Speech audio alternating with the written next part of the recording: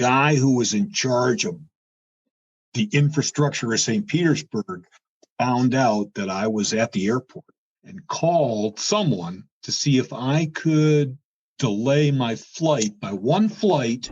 You know that he is now in charge of like all the industrial projects for Russia. I mean, he got a big time job. The vice governor actually had the office that was Lennon's and Putin's. Never underestimate the technical capabilities of Russians. Mr. Brown, welcome to St. Petersburg. I just have one question for you. Do you have the authority to negotiate the deal for this plant? Figuring that I would get flustered. And I just looked up and said, Governor, I am General Motors in Russia. They didn't like it when I said, you have two decisions.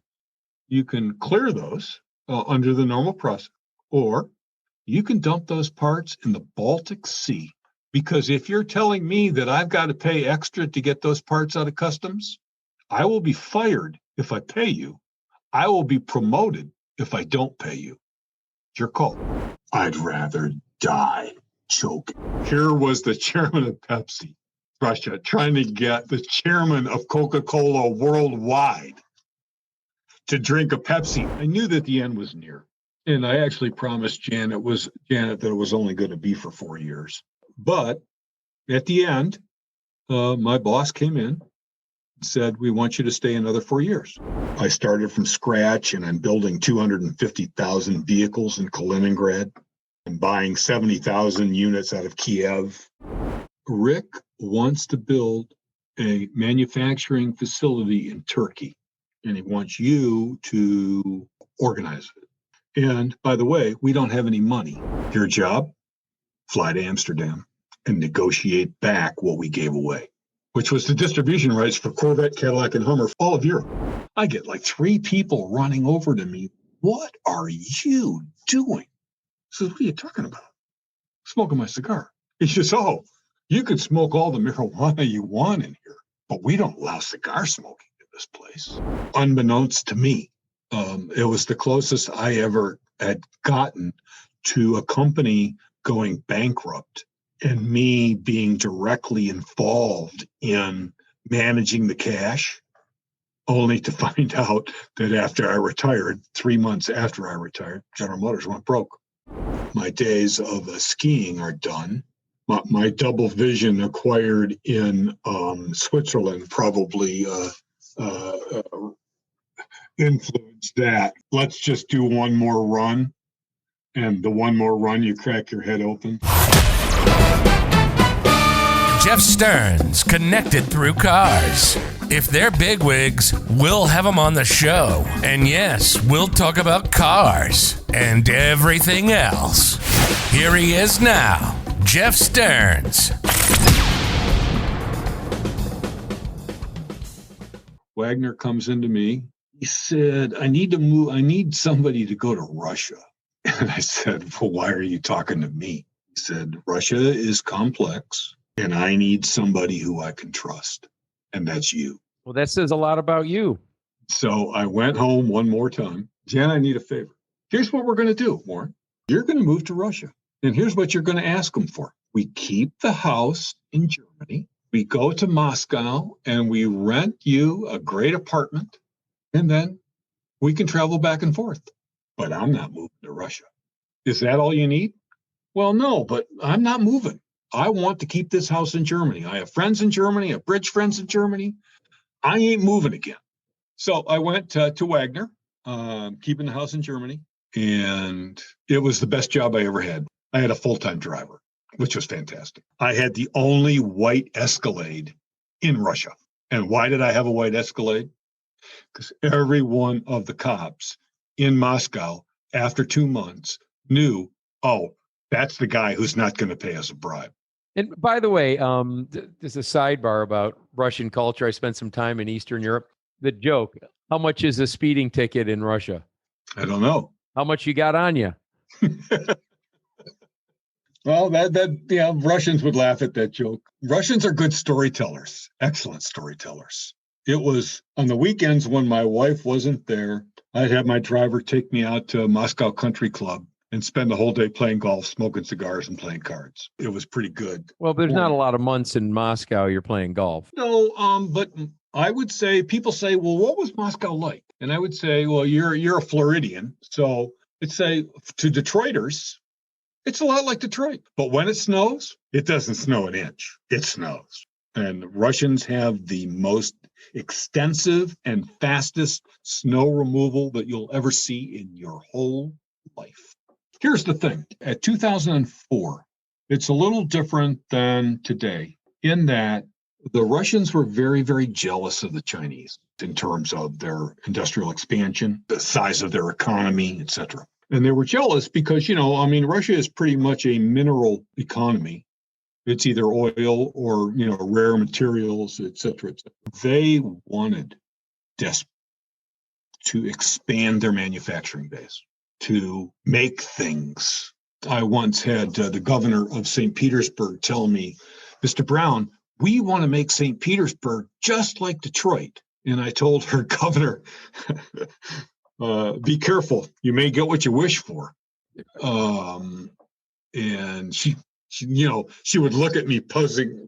And I'd say, no, with that comes, labor issues and pollution and everything. But she says, no, I want General Electric and General Motors here. So the real piece was the opportunity to negotiate deals when Russia wanted to expand, when they wanted to grow the manufacturing base and the investment base, et cetera. And here was General Motors. This is a vehicle that they wanted. So I got to see everybody. I got, invited to the St. Petersburg Economic Conference to sit, right behind Putin and, all that stuff, it's just flowery stuff, but you got to do it. So if I was a big fish in Poland, I was a bigger fish in Russia. But the thing was, they wanted to grow, and they would bend over backwards to cultivate investment. And Jeff, I think that's been lost now. I mean, at one time, they thought that the Russian market was going to be 5 million units. And this year, I think it'll be 1.5 million. Now, that's COVID related, obviously, but it'll be 1.5 million this year. 5 million units, everybody was coming. Ford was there. We built, Toyota built, Suzuki, everybody, Volkswagen, BMW was already assembling vehicles in Kaliningrad. So they wanted to expand, and therefore you were in an environment that the government was on board with expansion. There was a hot market for vehicles, and all I had to do was execute. Okay. So when I got there, as a sales guy, you'll appreciate this. When I got there, we were selling 16,000 vehicles a year. When I left 4 years later, we were selling 400,000 vehicles a year. And I couldn't keep up. I had to go down to Kiev and source vehicles from the Ukraine. I had to get an assembler in Kaliningrad right next to the BMW plant. I had the joint venture with Avtovaz in Toyota. Talk about going back to the Soviet Union. Going to Toyota was taking a step back in time. And, negotiated the whole plant for St. Petersburg. It was a busy time. Those things made it the best job I ever had. Why do you think, I'm sorry to take you off track, but why do you think St. Petersburg? I mean, when I think of St. Petersburg in Russia, that's kind of more of the arts and music and theater city. Port city on the Baltic. So geography for commodities, materials. Right. Second largest city in Moscow. This doesn't strike me as a factory town as an ex-Detroiter. No, I think somewhere along the way in the early days, probably 1995, somebody convinced Ford to build a plant in St. Petersburg. They were the first. We followed up, not building a plant, but we followed up with a joint venture with Avtovaz, the big elephant of Russia, and built a joint venture with them down in Toyota. So we were second. But somebody convinced Ford to go to St. Petersburg, and I really don't know the story behind it. But because Ford was there and they saw what it did to absorb the labor and to increase the wage, they got a taste for that in their mouth. So yes, St. Petersburg is, very, culturally reminiscent of the Soviet Union and before. But once they got the taste of the wage and the labor absorption, once they got the taste for that, they just put the accelerator down. Once they found out that I was considering St. Petersburg as a site, they could not do enough to bring me up there and show me land, explain the layout of the city. They rolled out the red carpet. St. Petersburg wasn't necessarily our first choice. We had 2 other sites. Ultimately, the 3 bidders story, what's going to have the best access. When you build a plant, you want to know 3 things. What's my access to water? Plants use a lot of water. What's my access to electricity? What's my access to natural gas? And what's the cost? What's the cost and what's the supply? You get to those questions pretty quick during the negotiations, right? How much is it going to cost per square meter for the property? So we had more than one site. We ended up in St. Petersburg, but they couldn't do enough. And the negotiations were kicked off. The guy that approached me, I was visiting a dealer in St. Petersburg, a couple of big dealers in St. Petersburg. So I was visiting St. Petersburg, and the guy who was in charge of the infrastructure of St. Petersburg found out that I was at the airport and called someone to see if I could delay my flight by 1 flight. He wanted to come and talk to me about building a plant in St. Petersburg.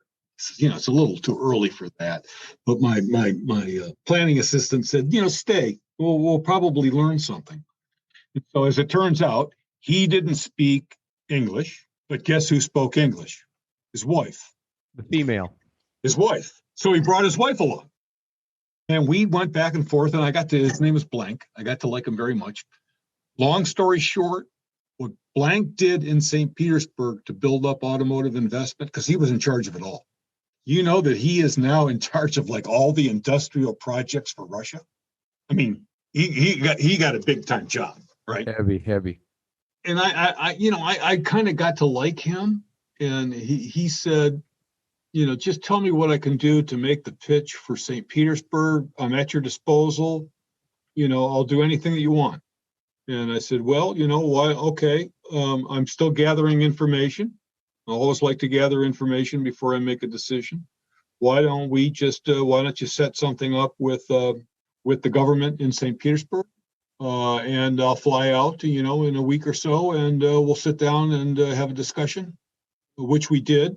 And my first meeting was actually in Lennon's, I believe I have this correct.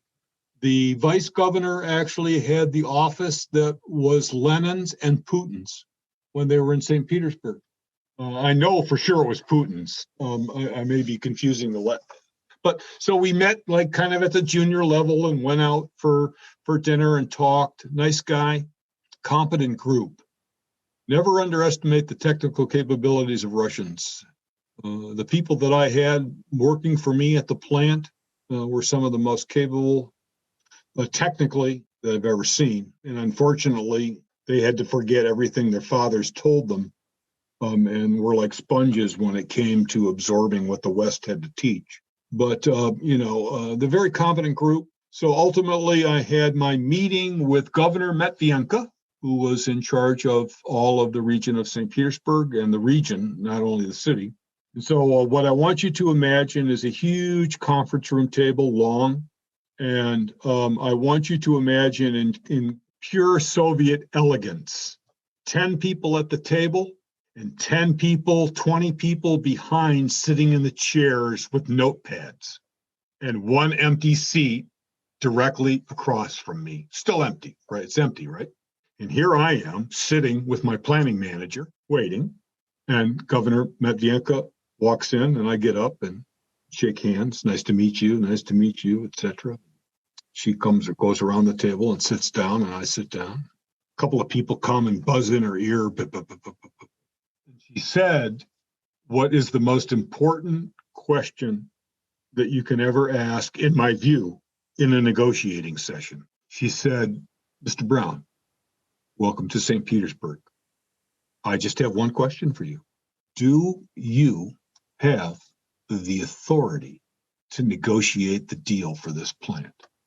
That's Thinking, all of us in a negotiation always hope that we're talking to a decision maker or a check writer. Absolutely. figuring that I would get flustered. And I just looked up and said, Governor, I am General Motors in Russia. You're talking to the right person.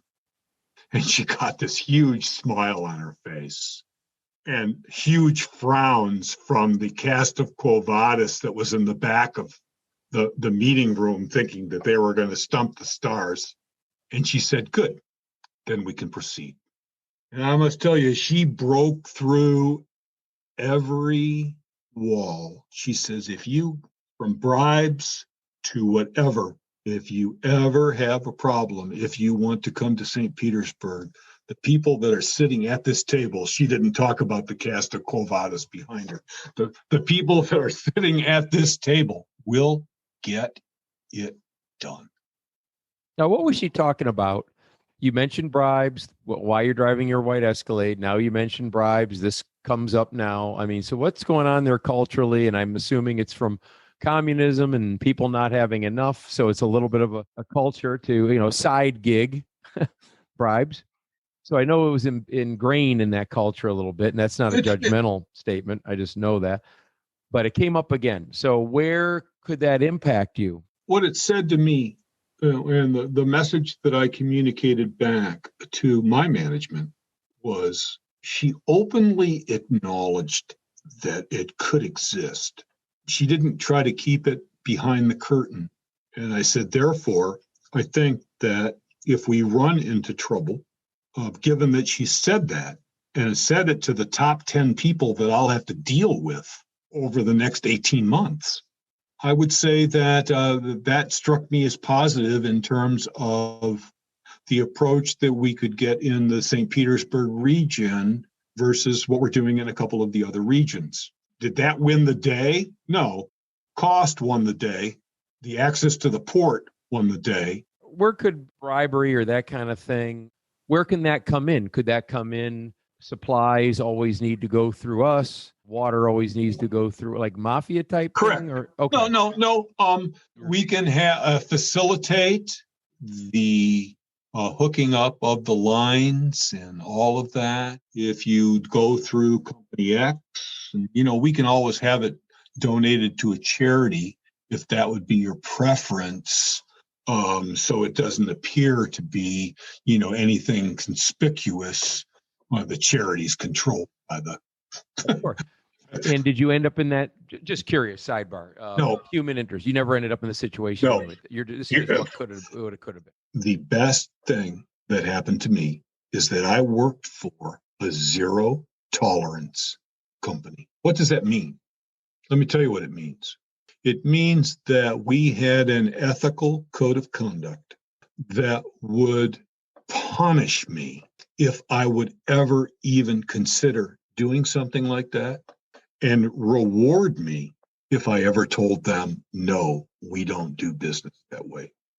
Once they understood that General Motors was a zero tolerance company, cleared the path for me completely. And so when they would call me about enabling and facilitating my parts through customs, if I did X, they didn't like it when I said, you have two decisions.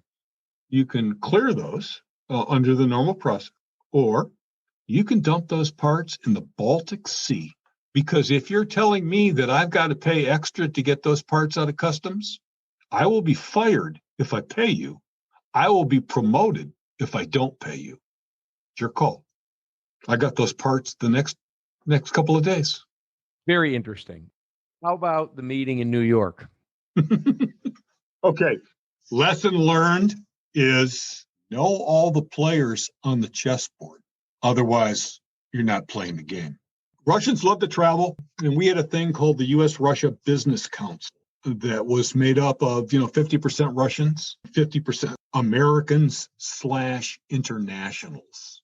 two notable people that would be on that committee, Rex Tillerson, former Secretary of State, who was the head of ExxonMobil at the time, and Neville Isdell, who was the chairman of Coca-Cola. I was like the peon of the group, right? But I was General Motors in Russia. So I got to rub elbows with, we would have one meeting in Moscow every 6 months and one meeting in New York every 6 months. We would stay at good places. Russians like to stay at good places, so we would always stay at great places. And I was smoking cigars at the time. In New York, you cannot smoke a cigar on the inside of a building. So it was a lunch break, and I'm going to smoke a cigar. And so I'm outside smoking a cigar, about halfway through, and the guy walks up to me. He's in blue jeans and a blue button-down shirt. He's grabbing my arm, said, "Are you Warren Brown?" And being the sarcastic, caustic person that I am, said, "What do you want to know?" He said, No, I was in the meeting. You're Warren Brown from General Motors, right?" I said, "Yeah, I am." And he's doing this in perfect English with a Russian accent. And he grabs me by the elbow and he starts to pull me across the street. He says, "Come on, I want to take you and I want to have a coffee with you. And I want to talk about building a car with General Motors." And I said, "Yeah, everybody does." And he's looked at me, he's pulling me by the elbow saying, No. I want to build a car with General Motors. And I said, "Look, we got 30 minutes for lunch. I'm out here smoking a cigar. I'm not going across the street with you to have a cup of coffee. Do you work in Moscow?" He says, "Yes, I have an office in Moscow." I said, "Good. Why don't you give me your business card? And if you have an office in Moscow, when I get back to Moscow, we'll sit down and have a meeting and you can talk about your car program. Is that fair?" And he didn't like the answer, but he knew I was going to sit outside and smoke that cigar because I had no idea who he was. And he takes out his wallet and pulls out a business card, hands it to me, 2 hands. "My name is Oleg Deripaska, and I want to build a car with General Motors." I said, Good. Nice to meet you. You know who I am?" I gave him my card and said, "When I get back to Moscow, we'll have a meeting." So meeting's done. Spent an extra day in New York, fly back to Moscow, have my staff meeting. Said, "Okay, I want to give you an update of what happened at the Russia Business Council, blah, blah, blah, see what happened." And I said, here's the first one. This is the one I care about. "Does anybody know a guy by the name of Oleg Deripaska? He was a pain in the ass." And my chief accountant goes, "You met Oleg Deripaska?" I said, "Yeah. Tried to get me to go across the street in New York for coffee. He says he can build a car with General Motors." And my chief accountant said, "Warren, he's the richest guy in Russia." He says, "You're kidding." She said, "No, he's got more money than anybody in Russia." I says, I treated him like crap. He could have said at the time, "Screw General Motors, I'm moving on to somewhere else." Long story short, I ended up having the meeting in his office where my driver pulls in. It's like going to meet Goldfinger. My driver drives into the garage, door shuts behind, the elevator comes down and opens up, and you just hear a voice say, "Get into the elevator and you'll go upstairs." And I'm thinking, wait a minute here. I mean, I've seen too many 007 movies. This is a hit.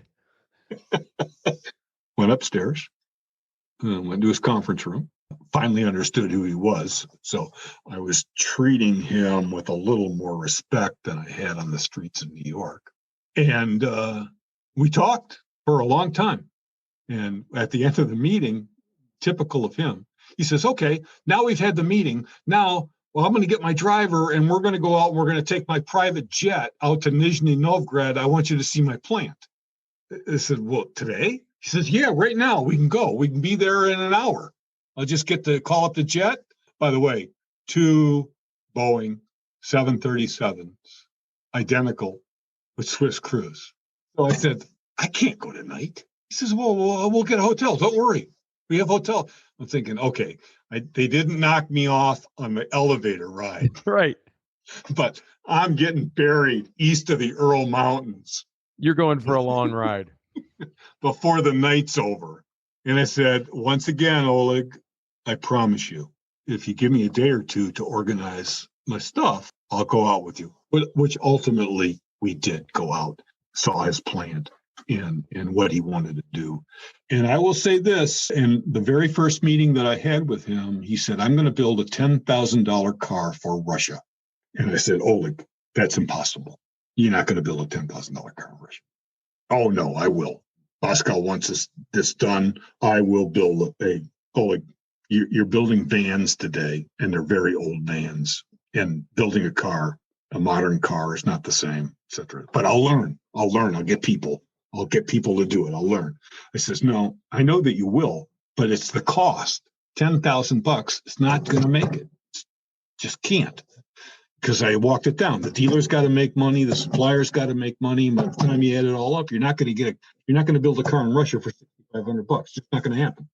I will prove you wrong. So long story short, we worked at this thing for probably 14 months and we didn't get there. So it never happened. What year was this? This is 2006 or 7.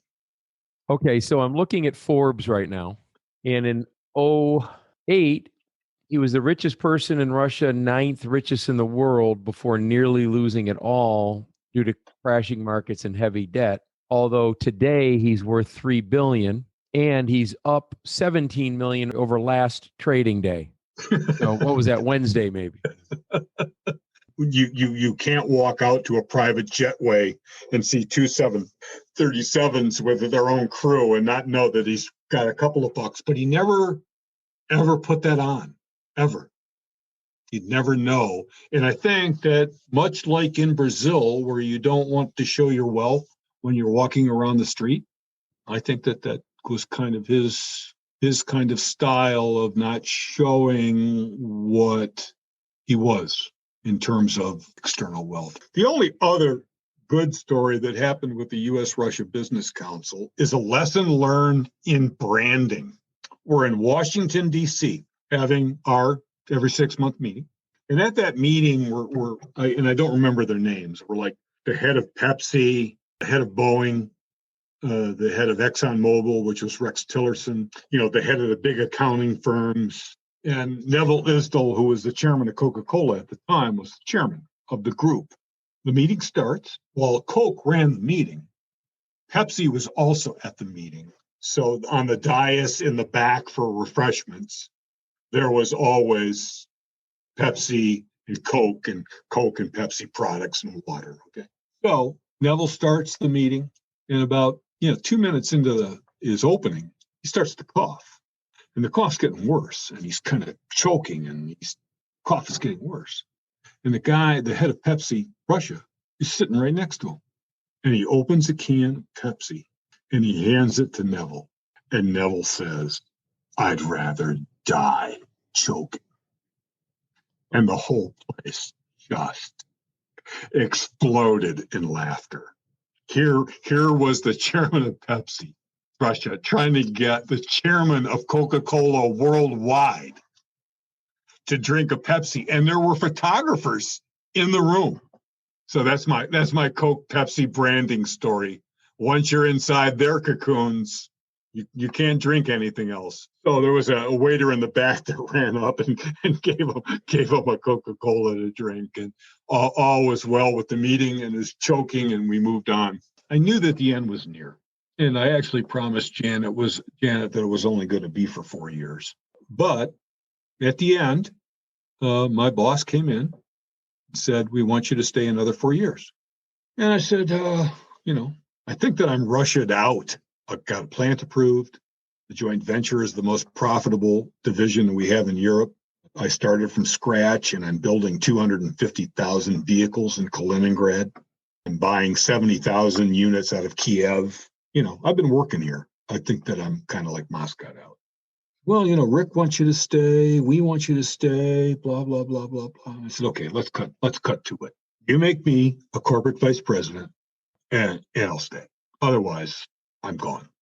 Well, where would you go? I said, I have no idea, but it won't be here. So my boss, who was a thorn in my side, came back to me and said, I'm not going to propose that. You have to do something else. And I know you know Rick, and I know you can call Rick, etc. No, you decide. You have to tell Rick that you were going to do that. Not me. Well, we don't do that here. So, okay, you're moving to Switzerland.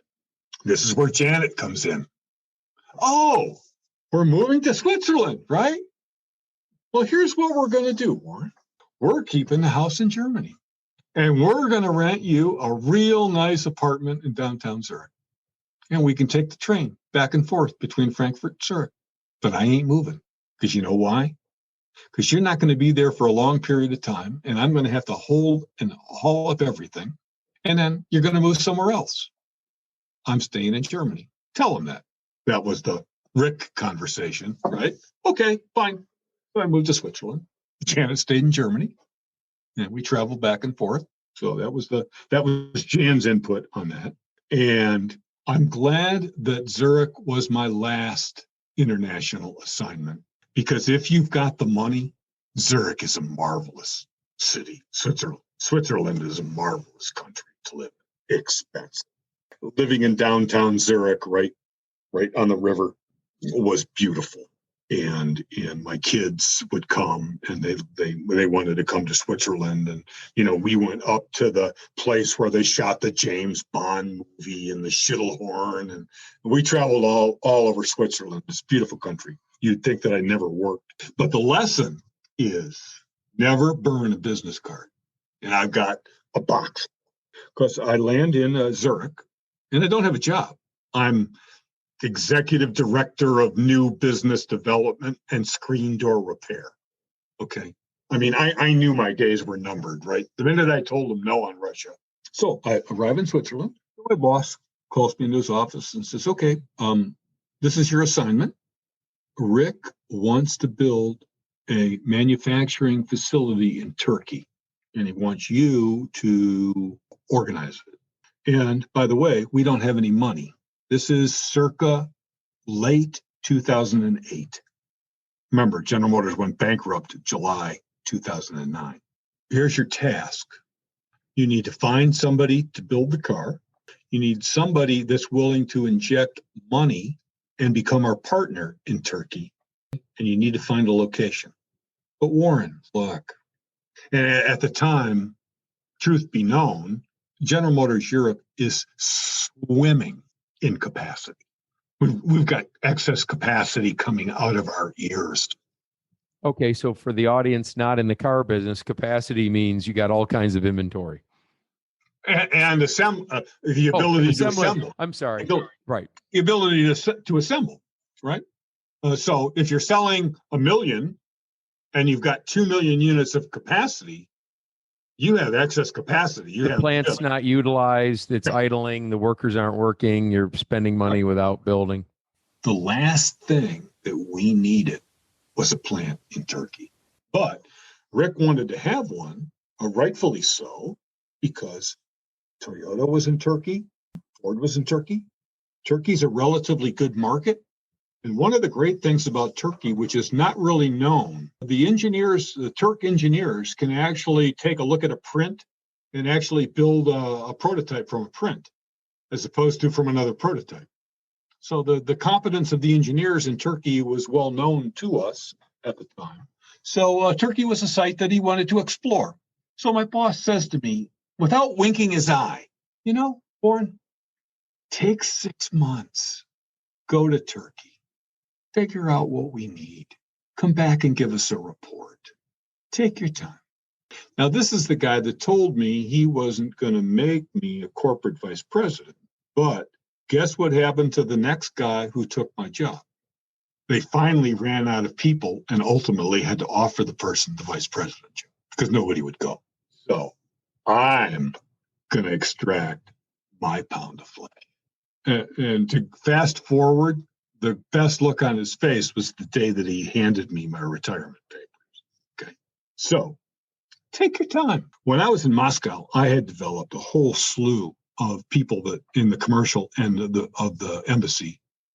And when I was in Poland, in the commercial end of the embassy, that were well connected all across Europe.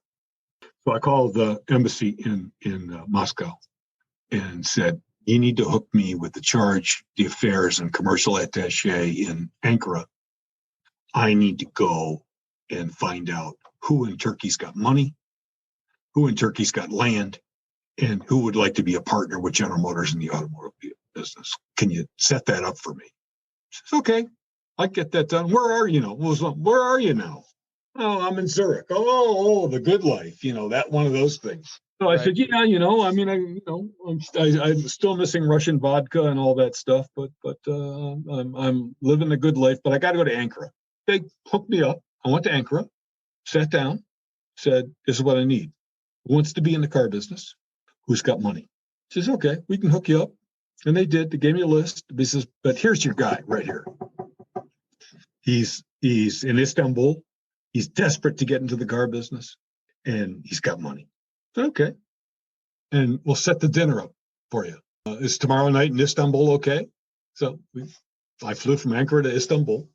So I'm sitting at dinner with him, laying it out. This is what we're trying to do. I'm not making any promises. I'm exploring.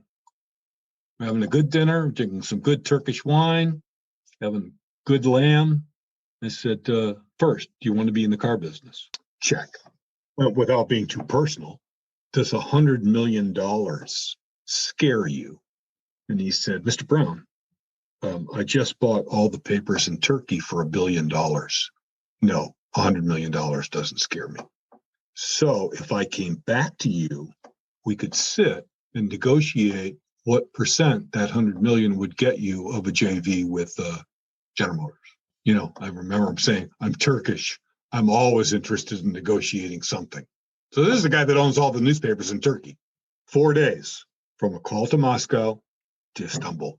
Next day, I fly to Graz, Austria, and meet with Magna, who's a big auto supplier, a big Canadian auto supplier, and a big auto supplier in Europe.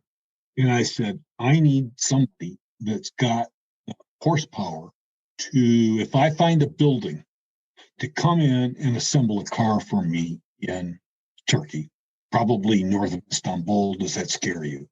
I said, no, we do this and that and that, this and that. Okay. But if I come back to you in a week, are you willing to assign a program manager so that we can work with GM engineering to do all the specs of this program? No problem. We'd love to be able to assemble a car for General Motors. 6 days. I fly back to Zurich. I get down on my computer and I say, I found the money. I found the engineering group, and I found somebody that wants to be a partner with General Motors. I'm now prepared to come to the strategy board and make my presentation. And that was my way of taking a big spear and running it up his rear end. Because they thought they were putting you out to pasture. So I write the guy who's in charge. You always got to know the guy who's in charge of the agenda. Call the guy. He says, no, I told you to take 6 months. I says, I don't need 6 months. Do I need to call Rick and tell him that we're dragging our feet on this? Again, my big spear. Do we need to call the chairman, tell him that we're dragging our feet on it? And knowing full well that I'm just setting my neck ultimately on the chopping block, right? I'm doing a Bruce Willis Nakatomi Tower soiree, right? That I know is not going to work out. So I called the guy with the agenda and I put it on the agenda without asking my boss. And the agenda, this is still a bureaucracy. The agenda, the pre-agenda gets circulated. You'd think you were passing a bill through Congress to make sure that everything's on the agenda. It goes out for a half a day, and I get a call from the vice president of manufacturing in Europe, screaming at me. What the hell are you doing? What do you mean? You're putting forward a program to ask for approval to negotiate a deal of putting a manufacturing facility in Turkey. Yeah. He said, what bleep gave you that project? The chairman. Well, over my dead body is this coming to the strategy board for approval. We are swimming in capacity here.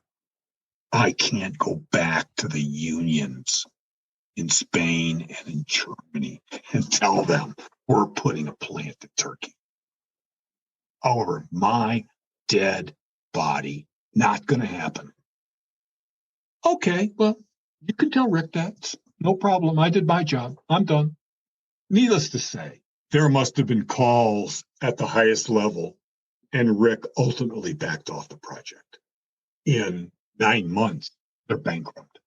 So what does Warren do? I'm not done with my spear yet. I still got another foot left on my spear. So what am I going to do? I'm going to walk through the lobby every morning with my golf clubs. You have a character flaw. You know, I love you, but you have a character flaw. And take the train out to the course, and I'm going to go and hit golf balls and play golf. My job's done here. And that goes on for about 2 weeks. And my phone rings. Warren, it's Fritz Henderson. Hey, Fritz, how you doing? How are you doing? Oh, I'm doing great. Switzerland's lovely. Warren, you got to stop playing golf. This is the president of the company. Effective immediately. You report to me and Brent Dewar, Vice President of Sales for Europe, and here's your assignment. We gave away the distribution for Cadillac, Corvette, and Hummer in Europe to a distributor. That distributor going to go broke, and we need to get that distribution contract back inside of General Motors. Your job, fly to Amsterdam and negotiate back what we gave away, which was the distribution rights for Corvette, Cadillac, and Hummer, all of Europe. And that'll be easy to get back. And the supplier and us kind of screwed it up as I ultimately did my work. I negotiated the deal for 10 of what the distributor was asking for because I did my homework. I literally sat in a conference room in Amsterdam. Remember, you're in the dealer business, so you'll understand this. There is 1,500 cars at dealers. Those 1,500 cars are owned by GMAC through dealer credit, right? They're floor planned, right? So the dealer, for the audience, finances their inventory and does not pay it off until they sell it. And they're required to pay it off within X amount of hours of selling it. Or get some break on the interest rate depending upon the extension. I mean, you know that business far better than I do, okay? So the fear that the dealer would convert the car, pay the distributor and GMAC, and General Motors would never get their money because they were going broke. Ultimately, I got it back. The distributor did go broke. We settled for a tenth, but the trips back and forth to Amsterdam were fantastic. And I will close with this. On one trip to Amsterdam, which is a lovely town, I'm still a cigar smoker. So I'm walking down one of the canals and I see coffee shop. So I'm going to go in. They smoke in the coffee shop. I know what they smoke in the coffee shop. Hell, I can go in and I can have a coffee and I can smoke a cigar and I can forget about all the BS that I've been through this past week. Sit down, order a coffee, fire up my torch and light my cigar. And you'd think that I had pulled a gun and was robbing the place. I get like 3 people running over to me. What are you doing? I says, what are you talking about? Smoking my cigar. He says, oh, you can smoke all the marijuana you want in here, but we don't allow cigar smoking in this place. That's fine. So that was my last weekend in Amsterdam and was very interesting, unbelievably interesting. You know, that's the closest that I had ever gotten, unbeknownst to me. It was the closest I ever had gotten to a company going bankrupt and me being directly involved in managing the cash, only to find out that after I retired, 3 months after I retired, General Motors went broke. Yeah, I mean, do you think it was the apartment in Moscow and the house in Germany that did it?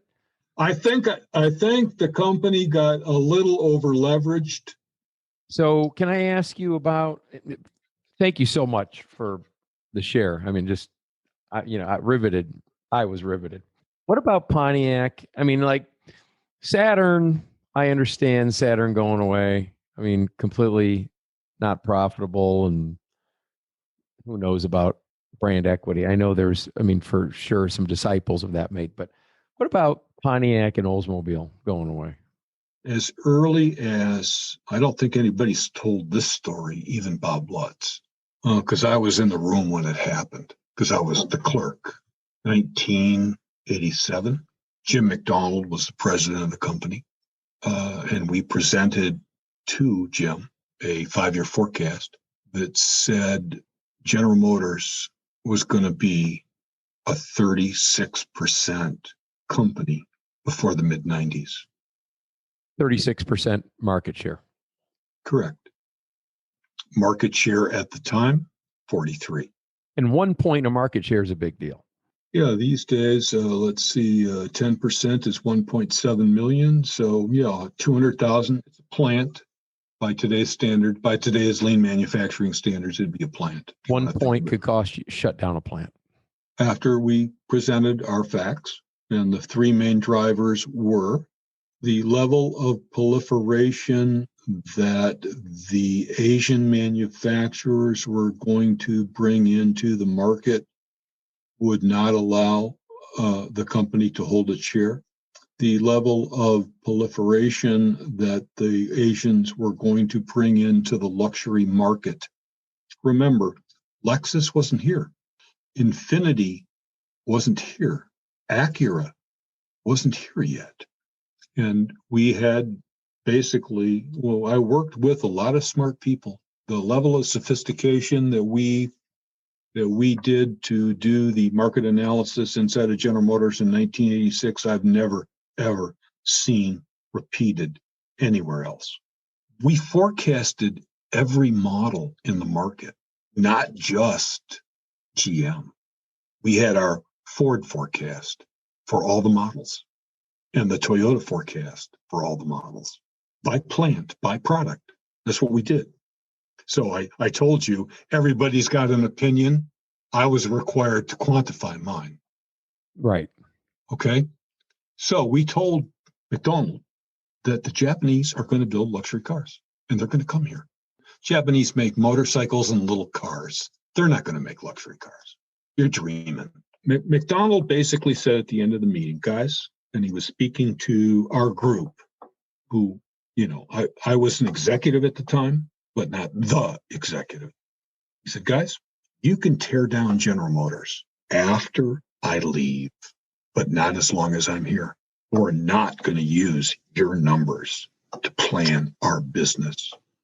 And one guy from the financial staff said, well, Mr. McDonald, you realize that the financial staff has to use their numbers for the business plan.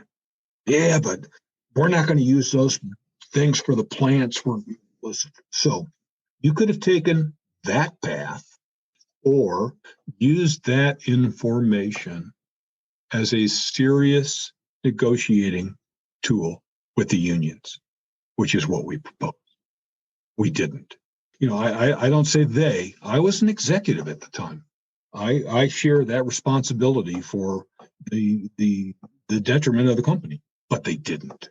As a matter of fact, I think it was Stemple who said if you get laid off, you're going to get 95% of your pay. Remember those days? Yeah. Right? There's a motivator to keep working. So that's number one.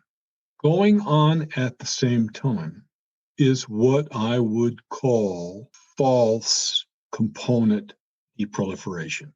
Many were led to believe that the architecture underneath the vehicle at General Motors, whether it was a Pontiac or an Oldsmobile, was becoming more and more common, and therefore the costs were getting thinner and thinner because those parts could be used on multiple vehicles. I think it's safe to say that that wasn't true, not to the extent that it was portrayed. And therefore, at the end of the day, when you had declining share and you didn't really get the proliferation. I mean, today it's true. I mean, General Motors and Ford, they've done a marvelous job of taking utility vehicles off of car platforms and really doing the type of of common architecture today that they only talked about back when in the era that I'm talking about. So you had this two factors come together. You had the volume declining, and really without that kind of deproliferation that they were talking about, ultimately, to say it simply, you had too many mouths to feed, and something had to go. And in the case of Saturn, they thought that, and they had great dealer party, great locations. There's no better locations of the original Saturn dealerships that you can find anywhere. But what did they have? 2 cars. Okay, the organization hated Saturn, except the people in Saturn. So they starved Saturn, and at the end of the day, much too late, Chevrolet at the end of the 70s had more market share than General Motors has today. The proliferation and the competitive nature of the business, the globalization of the business, brought all of these models. The Japanese ultimately ended up building their models here. So there was no voluntary restraint that you could make them do. Heck, they built their models here. Toyota arguably is more American than General Motors is, based upon the number of planes they have here in the U.S. Well, in percent of parts, etc. So the answer to your Saturn and Pontiac question, and Oldsmobile, too many miles. Now, me, I would have kept Pontiac. Why? Today, in hindsight, who needs a sporty division? But you could argue, well, a sporty division by today's standards could be an e-sporty division. Never would have kept Buick. General Motors didn't need 2 luxury divisions or one that was pretending that they were a luxury division. But we had made serious investments in China, and Buick was the brand in China. Losing face in cutting off Buick for America probably weighed into the decision relative to the Chinese investments. Makes sense. What are you driving now? I drive a beautiful, remember, I used to get a new car every 3 months for 20 years. So when I retired, I bought a 2009 Malibu out of California, and that baby still runs like a top today. That's great. I mean, with all of your jet-setting background story, I don't need a new car. That's I take it to the golf course. I might as well buy a golf cart. 09 Malibu. Are you guys sharing a car, or is there another car in the garage? When I retired, we bought 2 cars, a 2009 Traverse, which is a beautiful car. Took it everywhere, and a 2009 Malibu. This year, because we are driving to Florida, I said, you got to get a new car. And you know my wife, she does her research. Whatever you want, it's your car. We'll just go off and get it. Not a problem. So she went off for about 3 weeks, came back, said, Warren, how much pain is it going to cause if I don't buy a GM car? And I thought about that for 10 minutes. And I said, I could never make a decision not to buy a GM car for me. GM put my kids through school. GM gave me a good living. GM showed me the world and made me a much better person than a pool player. It's going to be a GM car. You get what you want. She said, are you sure? Absolutely. It's your car.